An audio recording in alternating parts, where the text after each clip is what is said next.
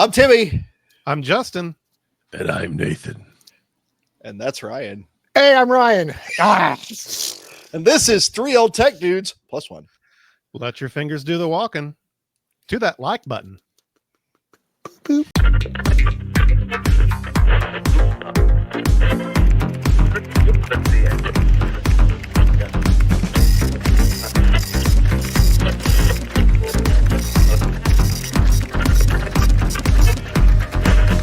How are you, fellas?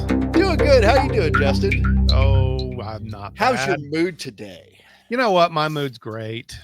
Is it, though? It's really not, but we're going to pretend that it is. I didn't notice a difference, honestly. We're going to pretend that somebody didn't spring a shoot on me the day of. I mentioned it Friday, but I'm sure it slipped past one or two of us. So I was doing stuff Friday. I know. I probably Well, didn't thanks even for being read a good sport because you could have said no. I was out jeeping. Then we could have had like a little stick figure on a screen and just shaking it randomly. You know, nice chrome dome. randomly says out like angry things. So I don't like powder. I don't like It's boring. I don't like it. You just don't see me doing it. How can you have any meat if you don't eat your pudding? That's right. That's absolutely. That's amazing. I've legit said that to children before. I didn't think you were allowed near schools anymore. Oh, of course I am. Well, now that we've got the greetings and harassment out of the way, we're going to talk about a new series I'd like to start, and this is the first round. It's Extinct boy. Old Tech. Old That Tech. means it'll die after this episode. Well, it's already been dead for decades. I meant, in this the form. series.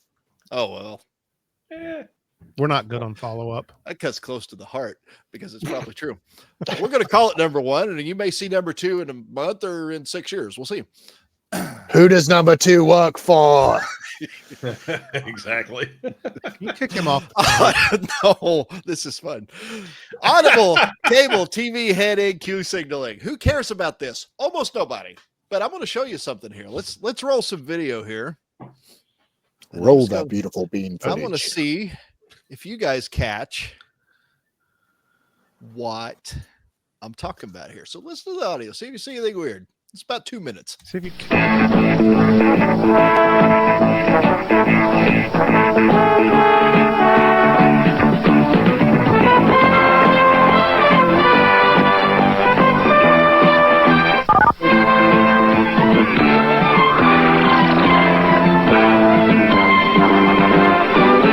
222-7272. Stay with the USA Network. Next, Vicki Lawrence shows you how to succeed of homemaking on Great American Homemaker. Next.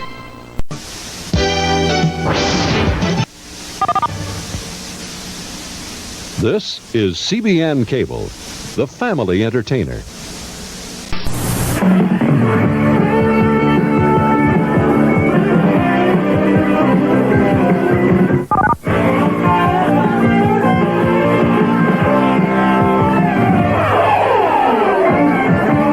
Laugh along with the all-new USA Cartoon Express only on the USA Network at 6 p.m. Eastern today.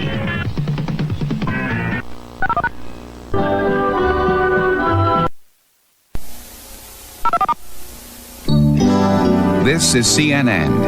And Gleam's fluoride helps prevent cavities. So eat like an adult, but get a dose to fight the enemies of the adult mouth. 2 Central, a special delivery only on Nickelodeon. 1, 2, 3. It's time for the next word of mine. Nickelodeon. That's Oh, 90s Nickelodeon. I do enjoy that. That was the actually from Nickelodeon. 1984. They rolled that orange logo that early at the Yeah. end of 1984. Yeah. Yeah. It's I didn't even know Nickelodeon existed. That Yeah. yes, it did. It was actually one of the very first cable networks. Yep. Yep. Nickelodeon and It MTV came out was 79. really close too, yeah. So, I'll be yeah, it's darned. older than MTV. It came Yeah, out in it's older than 79. MTV. Really? Yep. Yep. learn something new. Most- every day. I Most- know. Most of what you guys saw there was before 1985. No, Wow. I remember early all that. 80s. So You're the only one here that's going to remember all that. Oh, yeah, thanks. Hey, I remember You're the old. USA Cartoon Express I from knew the that, yeah, 90s. Long time.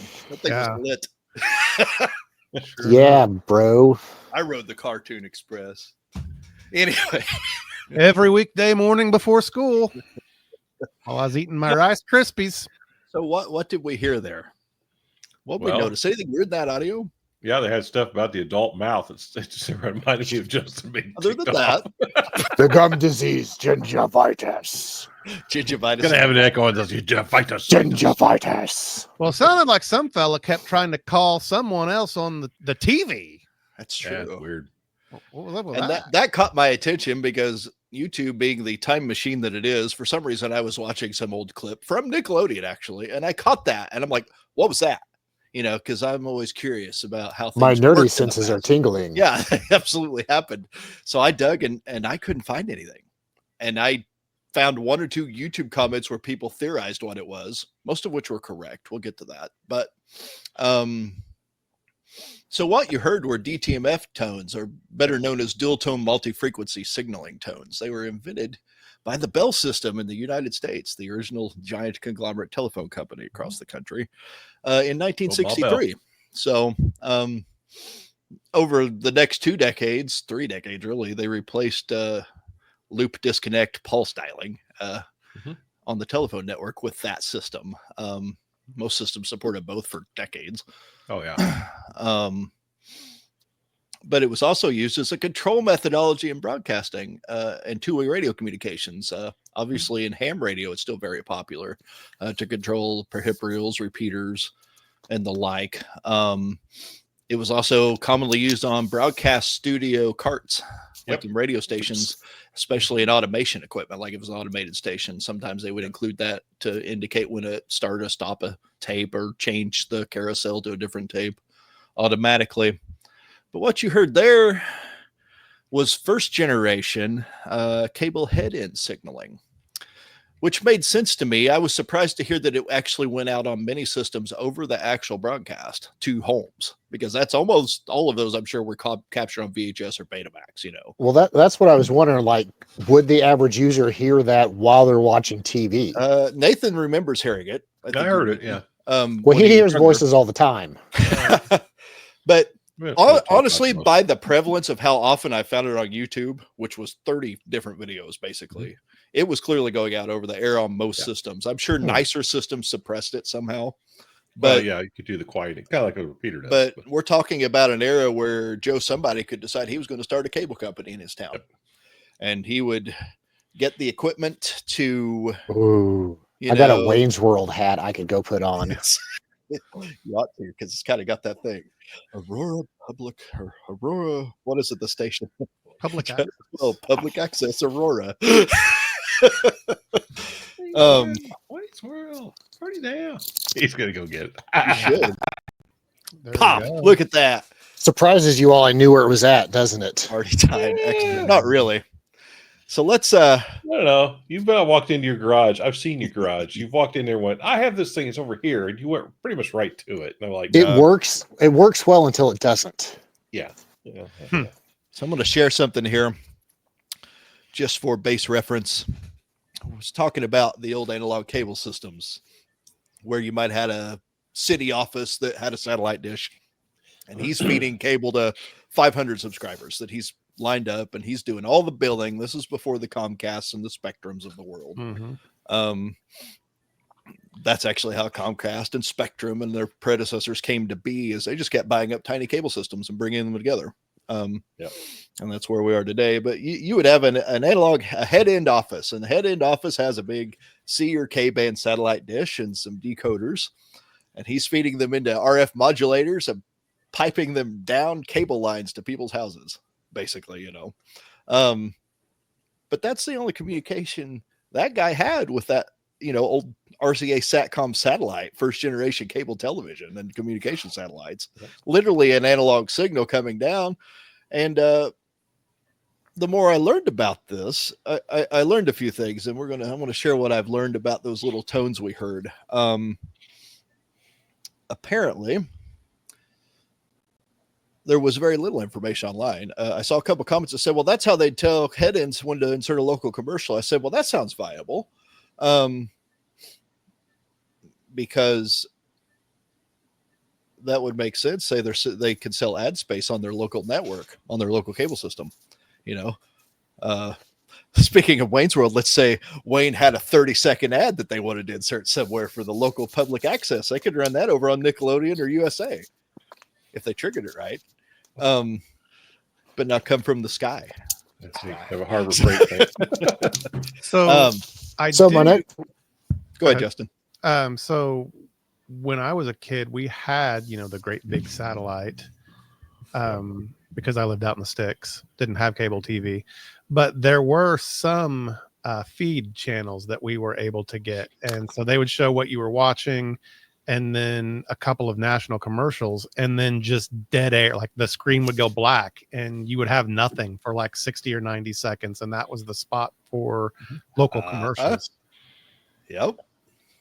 I wonder what Roku and those streaming services use now for local commercials. Well, I want to share this as well. I got to digging around and there are still methods for keying, but they're very different. Of course, we're talking super early analog. This is a page from a September 1981 CED magazine. This is a journal that was more or less just for cable operators in local towns. And so they'd have ads. And the first thing I ran across that clued me in was this device, the satellite tone switching decoder. Features automatically detects satellite control tones and provides a contact closure for channel switching. And odds and ends. I thought, well, that's kind of lending credence to what I heard. So I got digging more, and I have another article or page from the same magazine to share that kind of opened the door to understanding what we were hearing there. So this is from December 1983. There was a page in these that would have an updated each month. Licensing of what network was on what satellite and what transponder for the cable operators. And notice this alert tone column right here. Mm-hmm. Those are the DTMF codes that would signal if it was followed by an asterisk that was going off air or, available to override, or it would just go blank, maybe like what you saw, Justin, when you were younger. And some of these channels would then send that same number with a hashtag or a pound sign at the time. So we saw a lot of Nickelodeon clips, right? I did figure out by experimenting that the tones we're hearing on all the Nickelodeon clips is 519 star every time, which at that time, at least at this publication, that was the Pacific time zone code that they sent to that feed. I'm not really sure why they were different because they all use the same transponder on the same satellite, but because Nickelodeon ran on RCA Satcom 3R from 1981 until like the 90s. And they shared it. Now, here's an interesting one I learned. Nickelodeon was only on air from 8 a.m. to 9 p.m., right? They shared that transponder with another network on the same satellite for different hours. And that was called at the time ARTS. It later became A&E. Yes. Okay, so, and then when they split off, that's when you got your Nick at Night. You solved the which equation. Was all of the old, I remember watching F Troop on Nick at Night. Yeah. Nick at Night debuted when A&E got their own transponder in 1985. Yep. So I thought that was interesting because I did find one more item. Actually, we'll go ahead and look at that too. That kind of answered more questions, and it was in a different journal. It was in a journal called CATJ. It was the official journal for Community Antenna Television Association, whatever that was. I suppose it probably doesn't exist today.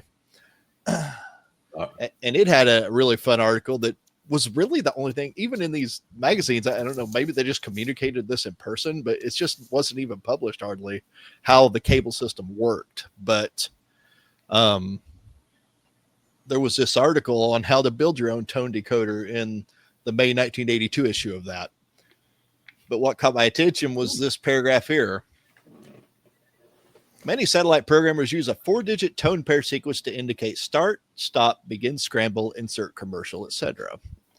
in the tone system, and they just kind of describe DTMF. And then so it's 3 digits plus a star or a pound sign signal, with the star usually indicating a start on and the pound indicating a finish off.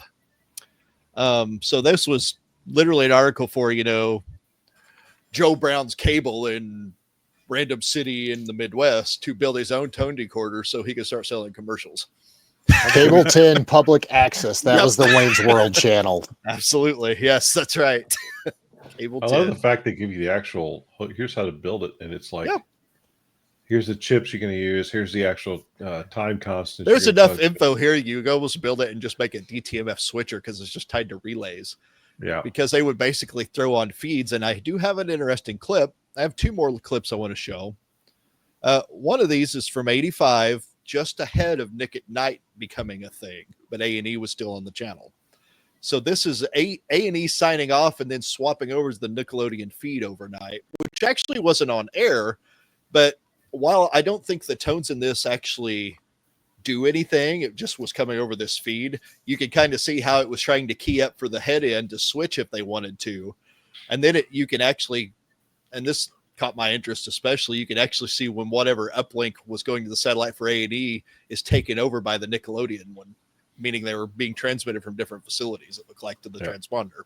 So let's play that. It's about a minute long. It's got a lot of dead space in it. But you'll see the end of A&E going off, then it'll do some DTMFs a couple times, then it does a pair of them, then it goes to bars, and then it suddenly goes into Nickelodeon. I thought it was kind of cool. Here we go. From all of us to all of you, a pleasant good night.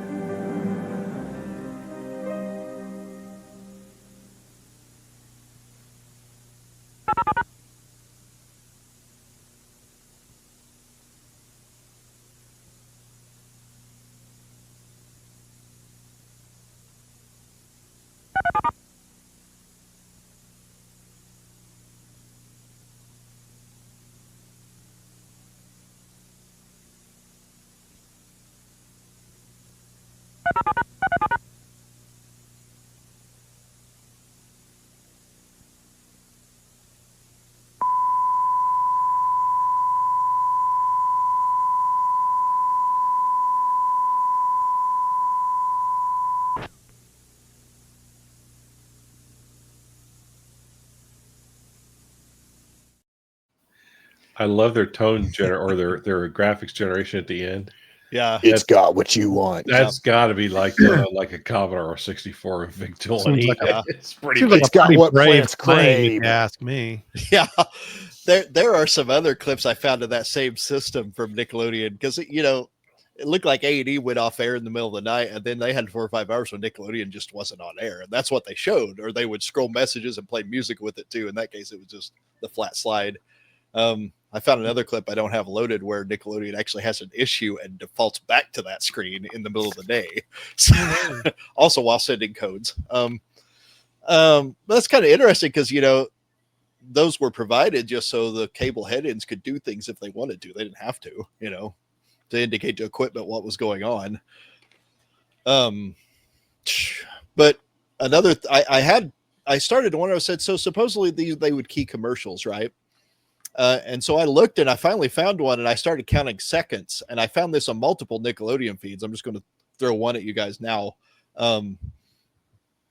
And I can't talk over the video while it's going, but what you'll see is the end of a Nickelodeon commercial. You hear the tones fire, then it'll show a Nickelodeon bumper in the next 10 seconds. Right at 10 seconds, it loads in a local commercial. I think this is actually a head end reacting to those tones. So it may not be, but it was where a commercial would go either way if it was over networks. So let me throw that in here. Here we go. Traffic Explorer, this Sunday at 5, 4 Central, here on Nickelodeon.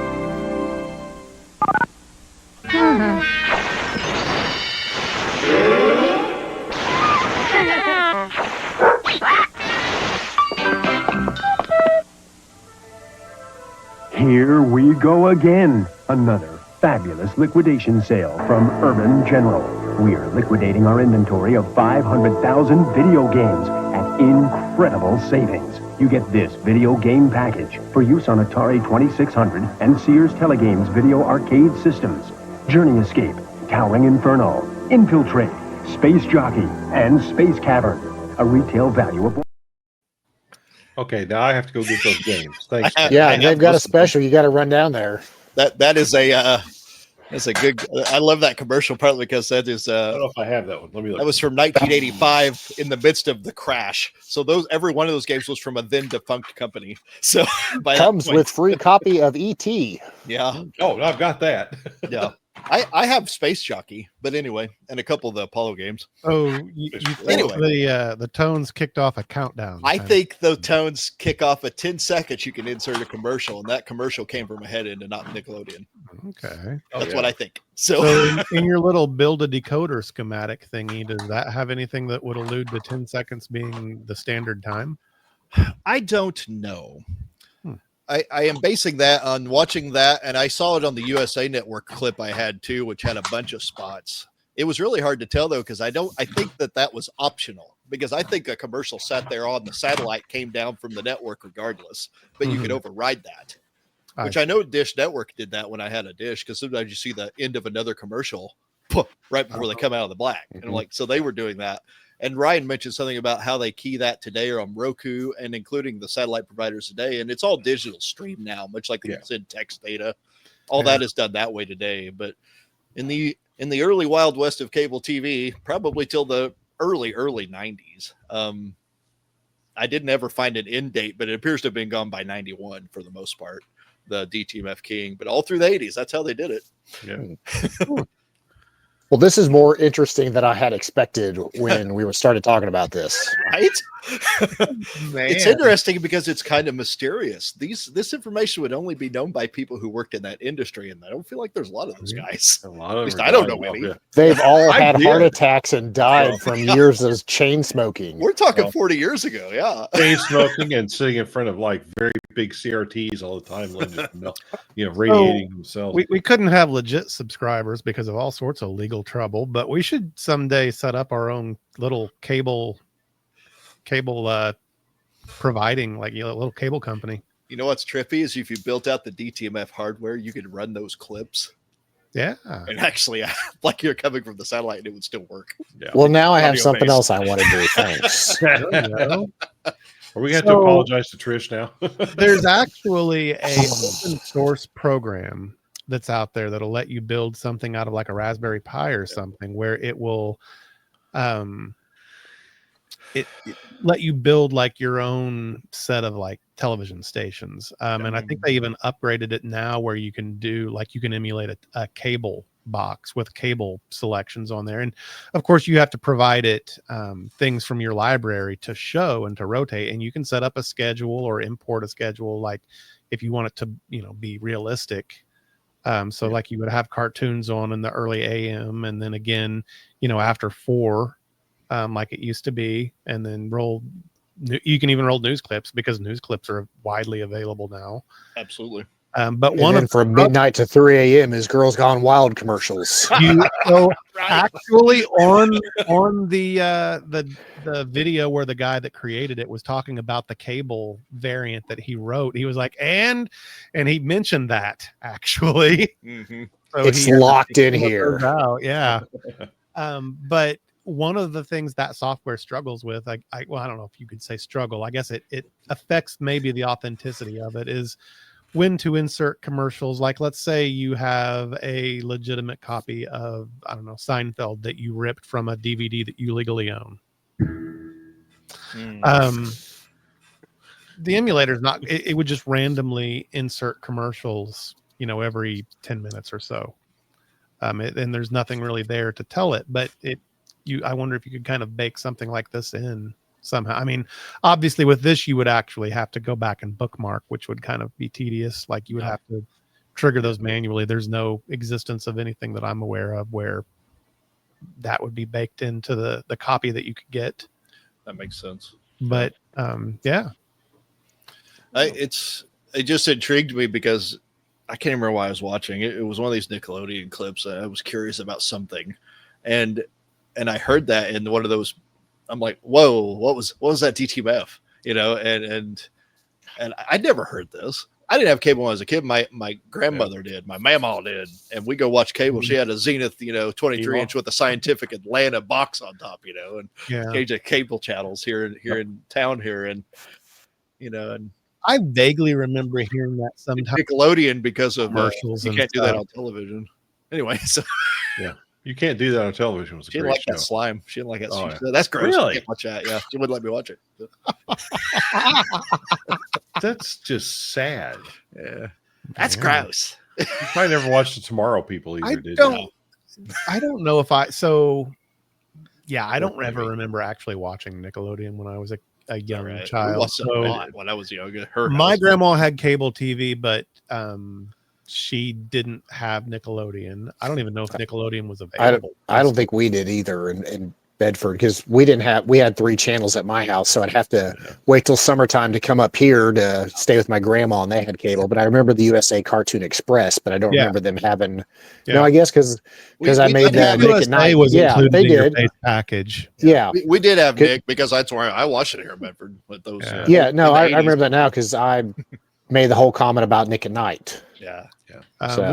With the satellite, I remember like when we had the kids package or whatever, you got like Disney and Cartoon Network were 2 that I really remember, but I remember when I was like a teenager, we had Nickelodeon, because I do remember Nick at Night then, because I would watch that with my dad, because that was when all the old shows came on that he remembered when he was a kid. Yeah. So in Bedford, the first cable system used just a little box. It was an AB switch. So you just had 2 through 13, or it switched to the cable. It had 3 channels that were 2, 3, and 4, or something like that. So it switched back and forth as to which one became what you'd watch. So Nick was one of those. HBO was one. I can't remember what the third channel was, but we had those, and then they came out with the boxes that actually 7-segment displays that you can change channels on. I know Salem had HBO, because that was one of the channels that you could hear the audio, but the picture was scrambled. Yeah, we had a lot of those up here too. Yeah, we had HBO. We paid for it, but we had HBO. That's where I got to watch Poltergeist and things like that when I was 10. Yeah. My parents had cable, but there was no special channels. We didn't have HBO or Disney. We had basic cable because Papa wasn't paying no more. No. And he but never it came with USA. It did have USA. Yep. Yeah, this would have been and TNT. I used to watch Chip on 80. TNT through the summer. Ooh, TNT. When it was still called Superstation WTBS. Yeah. Ted Turner's Superstation. Yeah. Home of the Atlanta Braves. Yeah. Wasn't that their thing? Yeah. Yeah. Yeah, this predates those theories by 10 years. I'm gonna say back when we first got cable. Mm-hmm. We were early getting cable. I've seen an ad, says we're talking about local Bedford, Indiana stuff. I have a newspaper from 1975. It was Bedford's sesquicentennial, 150th anniversary or something. Yeah. There's an ad for the Bedford Cable Company there. That's what it was called, Bedford Cable Company. And the only thing they were feeding in 1975 were really clean feeds of the Indy and Louisville TV stations. That's all they had at the time. Yep. In the first years, they hadn't even went to satellite channels yet, but I'm sure that came shortly after. So we had that, but there was no box, because you just had the cable coming in, because there was no other channels. It was just what you had. I do remember in Salem, along with they had multiple dishes. Mm-hmm. But they also had a really, really tall tower that they used to capture the Louisville affiliate channels. Yeah. All they had to have was a tower still here. That's how cable started. So they would put in the mountainous states, especially, they'd put a big tower up with an antenna and aim it at the city and feed it to the hillbillies in the hills, over cable. Came with free banjo playing. That's right. Yeah. And then the satellites came along. The RCA, that RCA launched the first SATCOM satellite in December 1975 that carried the first cable television stations, HBO being one of the first. So does that guy here I used to work for Sarkis Tarzan, who was RCA. Yep. So Does anyone here remember when one of the Galaxy satellites just up and died in the 90s? I think it was like Galaxy 7 or something I like think that. I do remember that. Yeah. Galaxy Star 7. Yeah. Took all the pagers out. I do remember that. Took ours out. I remember that. We're like, oh great, our pager didn't work now. Yeah. I ran into a guy one time that did the Channel 1 Yeah. The school in fed school. thing. Yeah. Yeah. And he was really cool old guy. But he had worked to set up all the credit card processing for Walmart stores. And then after making a buttload of money on that, went to start the Channel 1. It was, satellite distributed news for all the schools. Yep. Yeah. We had that when I started in Western Did every Junior High. school have to have a satellite mounted somewhere, or how did that distribute? Yeah, it was a receiver in every building. Really? Yep. No kidding. Did the service actually tell the TVs to turn on, or was that something local? I was going to ask that because they would all come on together on their own. You set on the boxes you could set the time for it to play. Oh. It recorded it feed it down like the middle of the night, and you'd have your time schedule so set it wasn't up there. live. Like it wasn't a live. No, it wasn't live. No, it was recorded. So they would So I helped pull that crap out. Sorry, I helped pull that stuff out of the schools back in the day. From 1994, 96, I remember my junior high school using it. I remember the TVs being in my high school, but we didn't use it. So it was. What? How were those? How was the power on signal handled with that? Like, what told those TVs to turn on? They were specially made TVs. Yeah, they were all CNETs. They must have had something in them that. Because it was just a coaxial cable, right? So it had to send something over that they received. Then it just so there's like essentially the same way like your tones for your clocks would synchronize, worked on the same concept, just a little more advanced. But it was send it, whatever data burst out. Well, that's episode 2 right there. We should do a Channel 1 episode. Actually, we should. We'll research that and we'll do that. Another one I want to do, and I learned about this in the same rabbit hole. It just didn't fit with this episode. Yeah, is Warner Communications, when they were being all big and conglomerate in the 70s, the same time they bought Atari, started a cable system in Columbus, Ohio called Cube. QUBE. Cube was interactive. It had a big keypad and they would do polls on air. I remember that. They started, that may have made it here, Nathan. I don't know. We were young. Sort of could, but I don't think we ever actually did it. But did we ever have the Sega channel? I remember reading about it in a magazine. I don't remember. I didn't know if we ever got that or not. But Cube was interesting because Cube had a channel something. They had like letters and numbers for their channels, and one of them was a channel called Pinwheel.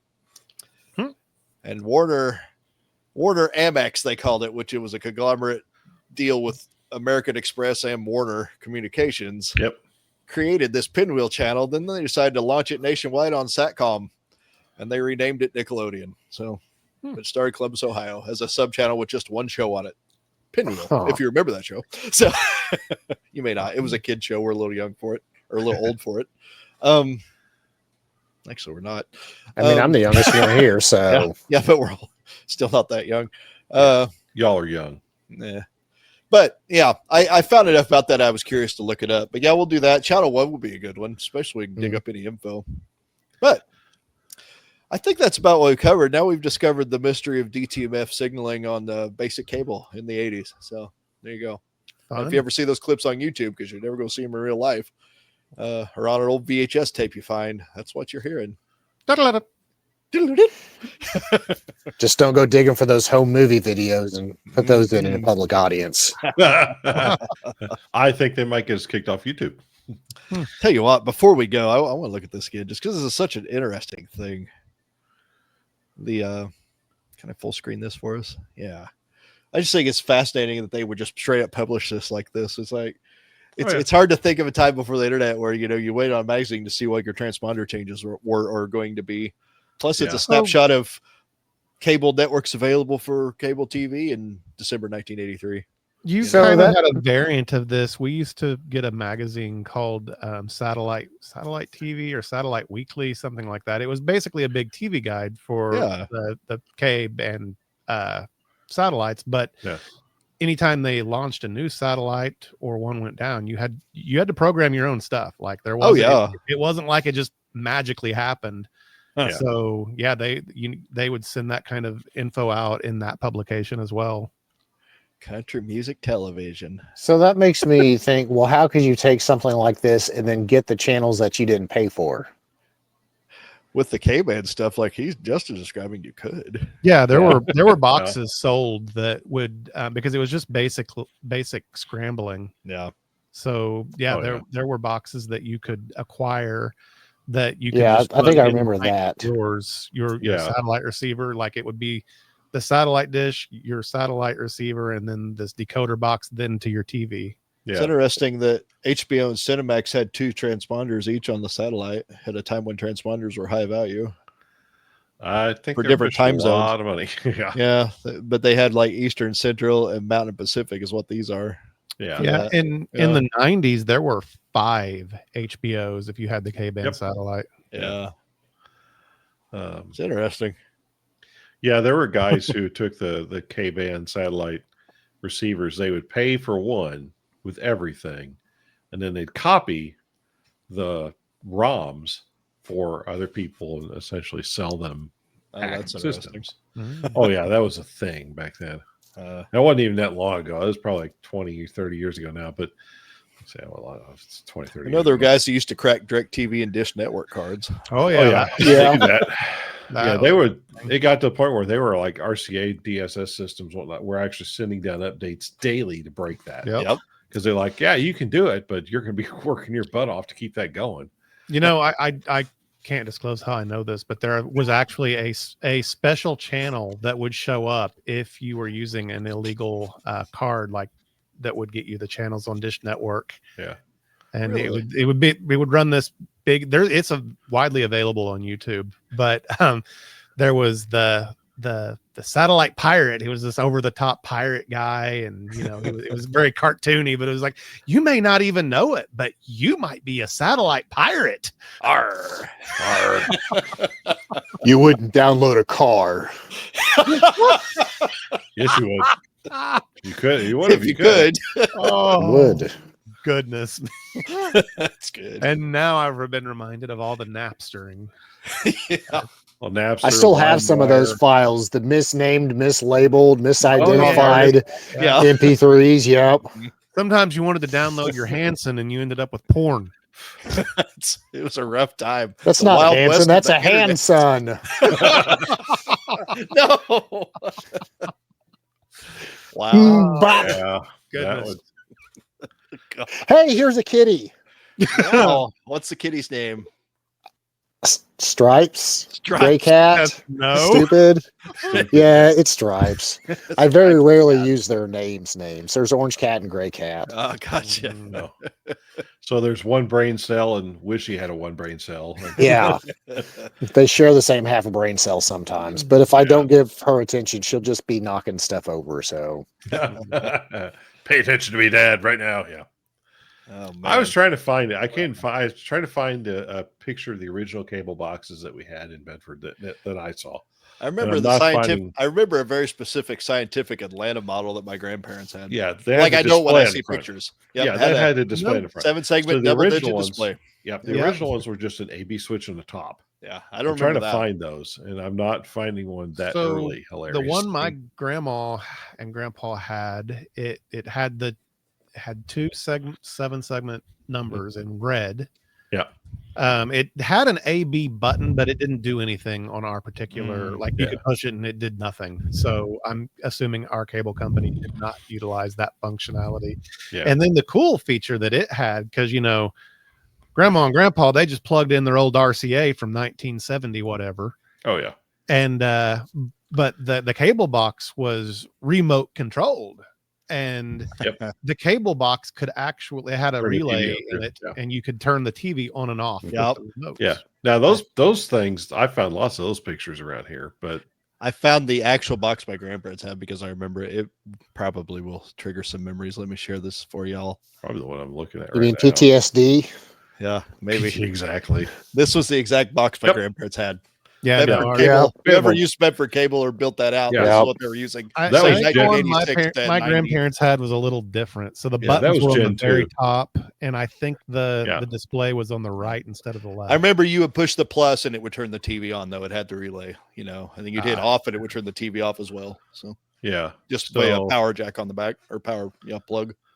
Now I'm gonna have to So- later see if I can find the cable box that my grandparents had. So just look up early cable TV switch boxes, and you see all of them except the one I used to have. Well, I had I that know same there one that used you to did, be a Tim. variant that was fairly common that was not remote controlled and just had a button for every single blessed channel. Yes, Sure. and there's some of those on here too, like first of the list. But this one was like it switched channel like 234 or 2345, whatever it was, to like it was essentially a down converter. Oh yeah. Is what it really was. Mhm. But I'm not finding a picture of it. But yeah, the one that you showed, Tim, yeah, we had that. That was actually like Gen 2. Gen 1, where the buttons are all straight on the face, not a little button pad. I think the Bedford cable system may have had a feed that didn't use cable boxes until a certain point because my They did. grandparents didn't get this box. This was the first box they had. Yeah. Before you that, didn't they need actually it. were turning the tuner on their TV, Yeah. but I think they were probably forced. I'm going to say it was 86 or 87 to get this box. And they used it until it was, that's how my grandparents kind of were. They would just use it until they couldn't use it anymore. You could still, so your TV would still pick up 2 through 13. If it didn't, it was like an old style. Yeah, good- this provided the later, and this was Yeah. like a 70s Zenith, so it only had Yeah. UHF It didn't to have 13. cable So system, yeah. at that point, they're just like, leave it on channel 3, use the box, So Yeah. Yeah. It just occurred to me that I could go from Wayne's World to Dr. Evil. At what point did you start seeing the cable ready TVs that didn't require the box? Where you Late could plug the 80s. late coax, 80s. plug the coax 80s. directly into the TV from the cable company. Yeah, My late dad 80s, bought right. my dad bought a nice GE TV in 87 that was cable ready. So I I wanna remember in the say those- 90s, if you set your TV to cable ready but didn't have cable, you could still receive everything, but it would change the numbers. Yeah. Like channel the frequencies 41, around. channel 41 was like channel 92 or something like that. absolutely. Yeah. They use a different standard. In fact, when you kind of the ham radio aspect, when you do fast scan 8 amateur television, you have to use cable ready TVs and use like channel 39 or something to get that really? to work. Yep. I think anything from RCA with a CTC 130 chassis or later Yeah. There you had a cable TV demodulator in it. go. If I By recall. 90, that's all they sold almost. Oh, yeah. So, Yeah. Yeah. except for You can cheap buy anything portables. like that. So Yeah. Well, and even they were actually somewhat cable ready, depending on who you bought it from. True. Yeah, someone actually has the CTC 130 service manual up there. I remember that thing really well. Oh man. Cool. I like how you're just naming TV chassis. You're like, oh yeah, and I'm sitting here back here going, what? Trust Do me, that. Nathan's the only one that knows, but it's because he worked on them for a time in his I career. worked on a lot. And CTC 130 was the first chassis I worked on. And He gets nostalgic for RCA chassis. some of them are pretty good. That's the CTC 130, which was on their first I really triggered him. good like rear projection TV. Mm-hmm. But Was there ever a good thing as a good rear was there projection ever a TV? good projection TV? yeah, There were so- some not as bad ones. yeah, the first one they really came up with was so to make the picture bright enough, they basically just shrunk the screen to 40 inches from 46 and increased the brightness by like 40%. Mm-hmm. But that TV was great because it had like a jack panel in the back. If it was like this big, you're like everything be plugged into it. It was I had nice. a really bad experience with a RCA Pro Scan projection television in my home. It finally ended with it throwing sparks out the front. Oh, Out nice. the front, even. The front. Right. Yeah, it like escaped through. It was ugly. Are you sure it wasn't possessed? Did you like start staring at the static on the TV? And No, but it did They're come here. from it came from the RCA employee store. The employee, the home store, or Yeah. RCA home store. Yeah. So that was probably a CTC 171 chassis, which was their projection pro scans. And I know for a while it they had an were- overheating issue. they were fans in that TV. Like those Not first ones- ours. They suggested to. that we put a hence fan the overheating. behind it. Hence the overheating issues. Yeah, they were interesting. So the one thing that TV or that chassis would do, which was kind of funny, is if you had a VCR tape that had like the copy protection and they were like tear screens and stuff like that. There was a video out function on the back panel, and if you took the output and put that to a VCR and recorded through it, it would correct that. Oh, that's fun. They never told anyone it would do it, but it did it. That's neat. That's actually kind of cool. There's another topic. Yep. VCR Write tape them down. copy protection. I'll put them in the list. There you go. That was a fun one. It is hard to come up with content sometimes. Sometimes something just strikes me like this. Yeah, you just start randomly let me talk, and there we go. We could recreate that. Like we can just go buy VHS from Goodwill and then try to copy it. Yeah, and then show the end result of it. Yeah. 3, 4, 5. Actually, I think I've got 4. I bought a new VCR at Goodwill the other day. I need to plug in. Thing is heavy. Like it's a newer model, but it is heavy for That's some. interesting. Yeah. I don't know if it's like a prosumer line or what. Could be.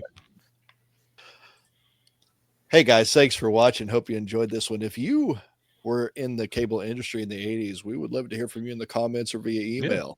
You can find us on Twitter, X, at 3 Old Tech Dudes 1. You can find us on Facebook at 3 Old Tech Dudes, and as well as email the dudes at 3oldtechdudes.com. I think that's right. Right. Yes. So we'd love to hear from you. This is a subject that, the DTMF signaling, there's not a lot of info online. So that might be locked up in some retired fella's mind. He could tell us some stories. So right. You put an overlay on, I have to play with it. Yeah. There you go.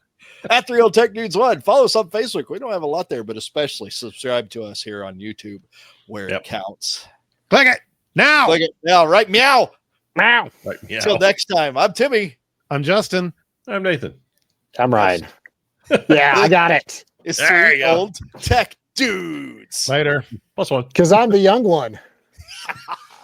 Thanks for hanging out with us here on 3 Old Tech Dudes. Please subscribe to us here on YouTube for more tech old and new, tinkering at the workbench, repairs, ham radio, electronics, computers, and more. Please like this video and share 3OTD with your friends to help us grow the channel. We tweet at 3 Old Tech Dudes 1 on Twitter, and you can keep up with us on Facebook. Just search for 3OTD and look for our logo. Thanks so much for watching.